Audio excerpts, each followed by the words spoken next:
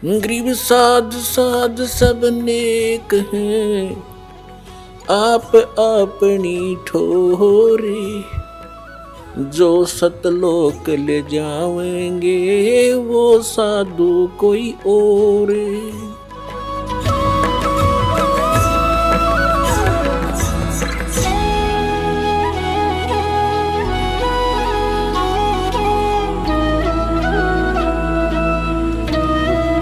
तो इसी प्रकार ये काल ने स्वयं, इसमें श्री कृष्ण जी के अंदर स्वयं काल प्रवेश कर गया।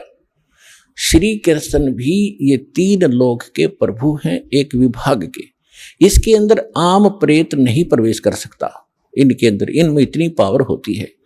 तो उनके अंदर काल स्वयं आया और उसने गीता का ज्ञान दिया। तो यहां ब्रह्म बोल रहा है इस गीता को। अब हम परम अक्षर ब्रह्म कहेंगे, उसको पूर्ण ब्रह्म कहेंगे, जो इससे अन्य परम शक्ति है, और उसको हमने पाना है।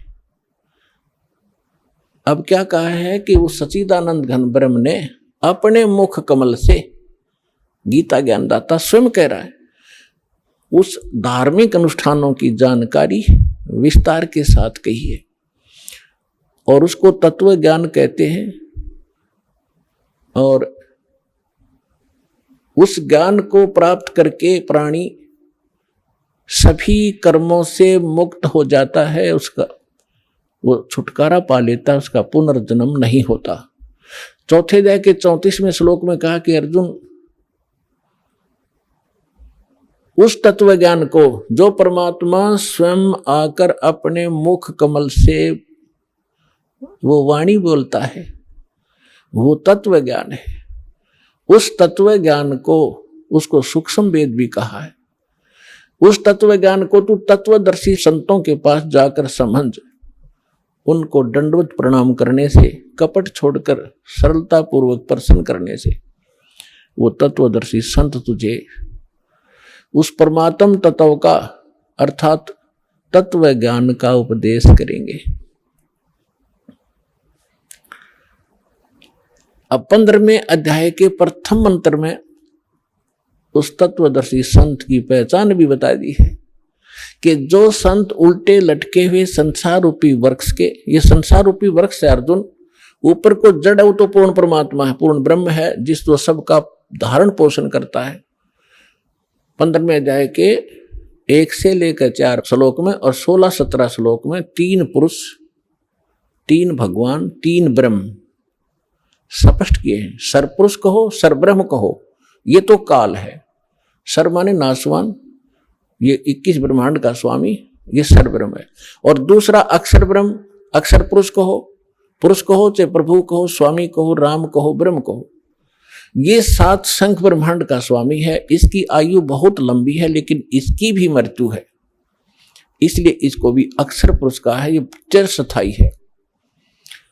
और फिर तीसरे नंबर का जो परमात्मा है, परम अक्षर ब्रह्म कहलाता है, वो बताया उत्तम पुरुष तु अन्य, जो 17वें श्लोक में कहा 15वें अध्याय के, उत्तम पुरुष तु अन्य परमात्मा इति उदाहरता, ये लोग तरम अविश्य विवर्ती अवैश्वर है। वो परमात्मा इन दोनों से अन्य है, जो 15वें अध्याय के 16वें श्लोक में सरपुरुष और अक्षर पुरुष कहे हैं, इनसे कोई अन्य है वो परमात्मा जो सबका धारण पोषण करता 3 लोकों में प्रवेश करके।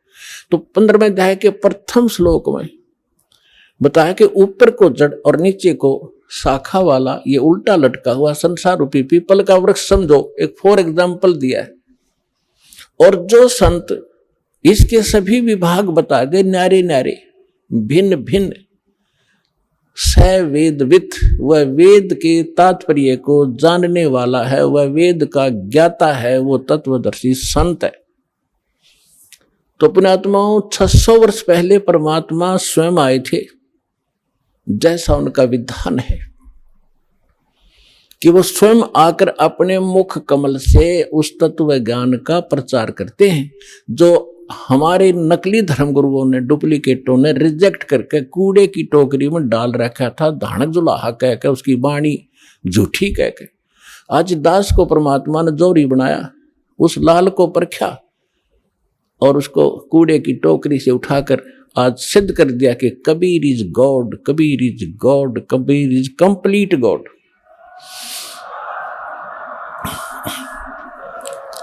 और जिसको पाकर उसके बच्चे आज धनी हो रहे हैं, अध्यात्म मार्ग से वो पूर्ण, अध्यात्म धन से वो परिपूर्ण होते जा रहे हैं, जो उनका सुख का मूल है। और शास्त्र विरुद्ध साधना दुख की मूल होती है, जो आज तक हम सभी करते रहे। अब जो प्रसंग चल रहा है उसी पर आते हैं कि परमात्मा ने 600 वर्ष पहले आकर कहा था, अक्षर पुरुष एक पेड़ है, निरंजन वाकी डारे, तीनों देवा शाखा है, भाई पात रूप संसारे। अक्षर पुरुष एक पेड़ है, सरपुरुष वाकी डार, और तीनों देवा उसके आगे शाखा हैं, ये पात रूप संसार। अब आपको बहुत बार उल्टा लटका हुआ संसार रूपी वृक्ष का एक चित्र बनाया है, वो दिखाया है। तो परमात्मा ने मूल को छोड़ दिया, जो जमीन से बाहर दिखाई देता वो सारे पार्ट बता दिए। तना उसको अक्षर पुरुष समझो, उससे तने से मोटी डाहर निकले उसको सरपुरुष, और सरपुरुष के आगे फिर वो 3 शाखाएं हों, रजगुण ब्रह्मा सतगुण विष्णु तमगुण शिव जी, ये शाखा समझो, इतना बता दिया। और पात रूप संसार। फिर इस दास को भेजा ये बताने के लिए कि मूल कौन है। ये जड़ वही है जो सबका धारण पोषण करता है, सबका उत्पन्न करने वाला है, सबका संरक्षक है, जो सर्व सुखदायी है, जो परम अक्षर ब्रह्म, जो अविनाशी परमात्मा है, वो वही है। कौन? अब दास ने बताया कि इसमें परमात्मा को पहचानने में दोनों पहलू काम करेंगे। एक तो हमारी थ्योरी, हमारा जो सिलेबस पाठ्यक्रम, और साथ में प्रैक्टिकल।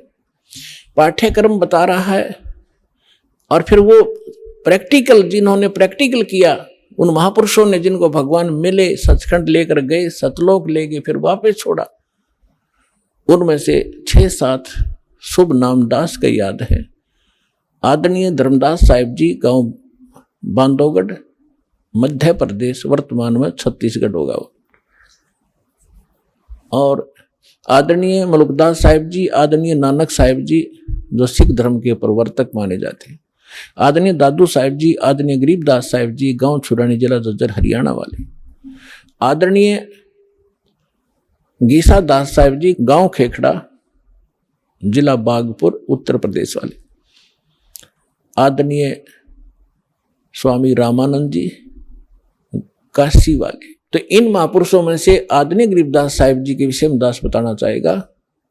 उन्होंने कहा कि हम सुल्तानी नानक तारे दादू को उपदेश दिया, जात जुलाहा भेद न पाया, वो काशी माहे कबीर हुआ। अनंत कोट ब्रह्मांड का एक रति नहीं भारे, सतगुरु पुरुष कबीर हैं, ये कुल के सिरजनहारे। तो वो जड़ है उस संसार रूपी वृक्ष की, वो कबीर है। कबीर परमात्मा कौन? उसको परम अक्षर ब्रह्म कहो, उसको सत्य पुरुष कहो, अमर पुरुष कहो, उसे परम पुरुष कहो, उसे परम अक्षर ब्रह्म कहो, उसे परम अक्षर पुरुष कहो। ये उनके उपमात्मक नाम है। वास्तविक नाम उस परमात्मा का कबीर देव है।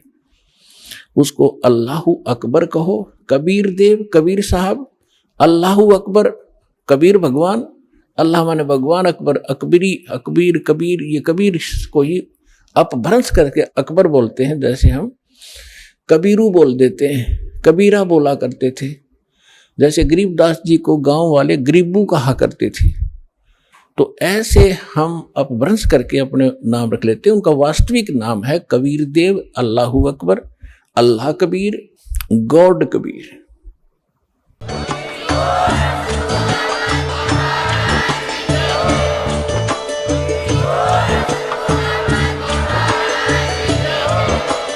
आप सुन रहे थे जगत गुरु तत्वदर्शी संत रामपाल जी महाराज जी के मंगल प्रवचन। अधिक जानकारी के लिए विजिट कीजिए हमारी वेबसाइट www.jagatgururampalji.org।